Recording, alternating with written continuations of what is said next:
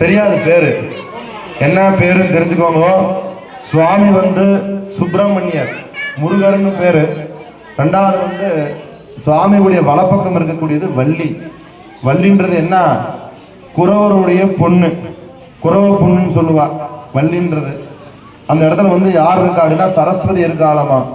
அதனாலதான் வள்ளி சேர்றதுனாலதான் வந்து பெருமான் வந்து பார்த்தேன்னா இந்த உலகத்துல இருக்கக்கூடிய அனைத்து சக்தியும் உள்ள எடுக்க முடிய சக்தியை கொடுக்குறாரு.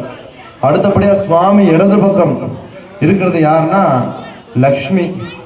அதான் சொல்லுவா, பொம்பளைங்களுடைய இடது கையை மட்டும் யாரும் காமிக்க கூடாது, தெரிஞ்சுக்கோங்க. இது எல்லாருமே இடது கையில தான் லக்ஷ்மி இருக்கிறது. அதனாலதான் இடது கை வந்து பெண்களுக்கு பலம், ஆண்களுக்கு வலது கை பலம்.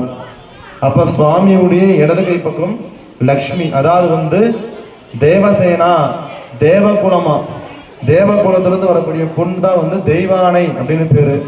அப்ப வள்ளி தெய்வானை இந்த ரெண்டு பேருக்குமே வந்து கோத்திர பரிவர்த்தனை பண்ணி இந்த திருமணம் செய்யும் பொழுது சுவாமி வந்து தாம்பூலம் மாத்திக்கிறோம் அப்படி சொல்லுவோம். நம சுப்பிரமணிய தேவதாஸ்தே தேவ சேனா தேவிகானாம் பரிபூர்ணம் சம்மதிஸ்தே சுபம் சுபம். நம தேவதா